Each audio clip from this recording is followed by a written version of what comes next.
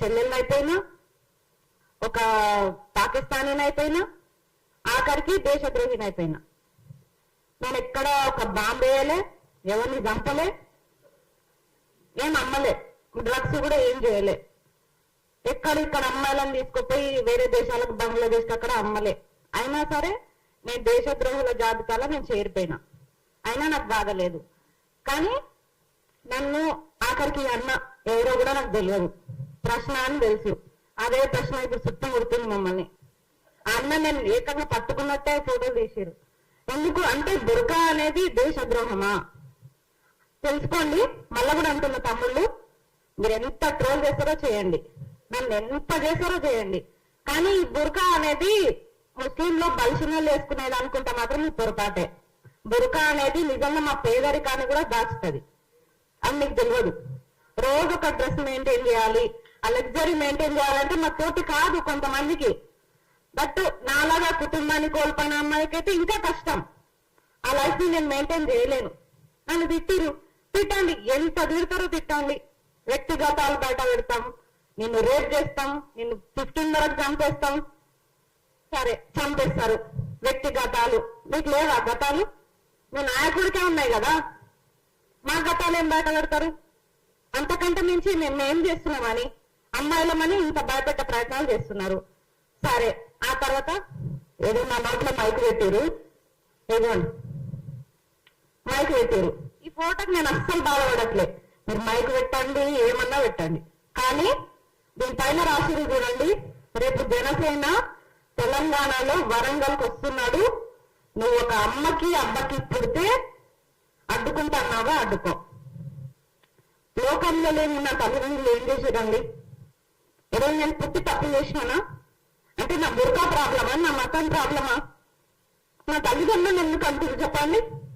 అరే మీకు దమ్ముంటే తమ్ముల్ని నాతో కొట్లాడండి, నేను కొట్లాడతా.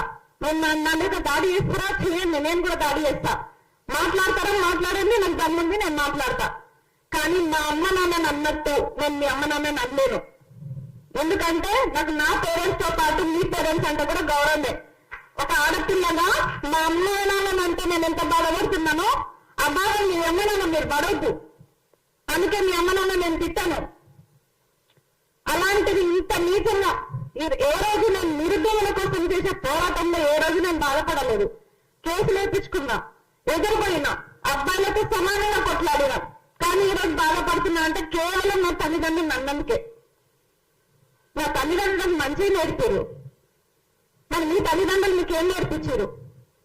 తమ్ముడు అంటే పదం ఏందో నాకు అంత బూటేందో నాకు తెలియదు. ఒక తమ్ముడు అన్న పాపానికి ఈరోజు నన్ను మా అమ్మ నాన్నని కూడా తిట్టే స్టేజ్కి తీసుకొచ్చారు. నేను చెప్తున్నా కదా, మీకు దమ్ముంటే ఇప్పుడు కూడా చెప్తున్నాను, మీ ట్రోలింగ్కి ఎవరు భయపడరు. ఎంత ట్రోల్ చేస్తారో చేయండి, కానీ మా అమ్మ నాన్న జోలికి వెళ్ళకండి. వెళ్తే మాత్రం బాగుండదు. ఆఖరికి ఆనాడు పురాణాలు అన్ని చదువుకున్నాం మనం. ఎంత అగ్నిగుండం నుంచి పుట్టిన ద్రౌపది 5 మందిని చేసుకొని బద్నాం అయిపోయింది. ఎంత సున్నితంగా పెరిగినా, సద్గుణాల మధ్య పెరిగిన సీత రావణ లంకలో ఉండి బద్నాం అయిపోయింది. ఇప్పుడు నేను ఎదుర్కొంటే పరీక్షలు పెద్దవి కాదు మాకు. లాగనింతంతో తిట్టిరు, ముందా అన్నారు, దేశద్రోహి అన్నారు, ఎన్నంటారో అనండి, అన్నిటికీ రెడీ. ఏ రోజు కూడా తడుచుకోలే, భయపడలే. నా తల్లిదండ్రులు నాకు అది నేర్పలే. కానీ ఈ రోజు నా తల్లిదండ్రులే అంటే నాకు బాధ అనిపిస్తుంది. నా కళ్ళల్లో నీళ్ళు వస్తున్నాయని మళ్ళీ పెరుగుదాన్ని అనుకోకండి దయచేసి. తల్లిదండ్రులు అంటే ఎవరికైనా బాధనే అనిపిస్తుంది. నా తల్లిదండ్రులు అన్న కాబట్టి నా బాధ. మీరు ఇక్కడి నుంచట ఇంకొకటి, దీని ప్రొఫైల్ పేరు అయితే యద్భావతి పద్మావతి అట ప్రొఫైల్ పేరు. మళ్ళీ దానిలో చూస్తే మా పిక్ ఎవరంటే పవన్ కళ్యాణ్ ఉంది. ఇప్పుడు నేను ఎవరి పైన కన్సెంట్ ఇవ్వాలి?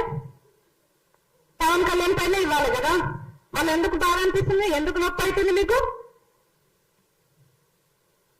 మీకు మూడింది. ఫస్ట్ ఆఫ్ ఆల్ మీరు ఎన్ని ట్రోలింగ్ చేస్తారో చేయండి. ట్రోలింగ్ ఆపమని మేము పెట్టాలి.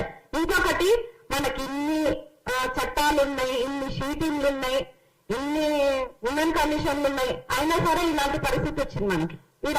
ఎందుకంటే బాధితుల మనము కంప్లైంట్ ఇచ్చి మనం ఎక్కువ తిరగాలి. ఫస్ట్ ఆఫ్ ఆల్ వాళ్ళ దర్జాగా ఉంటారు. ఇది ఎప్పుడు మారుతుంది ఈ సిస్టమ్? మా కోసం ఏర్పాటు చేసిన ఇన్ని పోలీస్ కమిషన్లు, ఇన్ని చట్టాలు ఎట్టుపోయినాయి.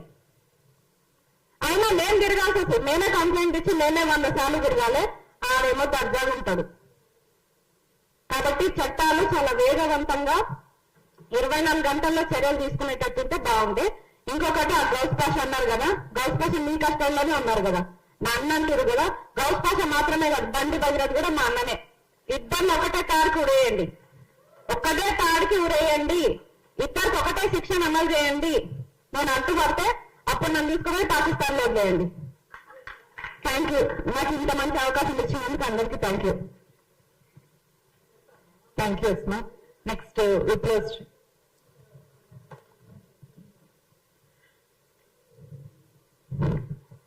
హలో అందరికి. లాస్ట్ 3 days గా నేను ఎవరో తెలిసిన వాళ్ళు, నాకెవరో తెలిసిన వాళ్ళు, తెలియని వాళ్ళు, పెద్దవాళ్ళు, ప్రతి ఒక్కరు చాలా నాకు ఒక భరోసాని ఇచ్చిండ్రు, నాకు ఒక ధైర్యాన్ని ఇచ్చిండ్రు, నమ్మకాన్ని ఇచ్చిండ్రు. నేను ఇంకా చచ్చిపోయే వరకు ఇదే ఫీల్డ్ లో ఉంటా అని నేను ఈ రోజు బల్ల గుర్తి చెప్పగలిగినటువంటి ఒక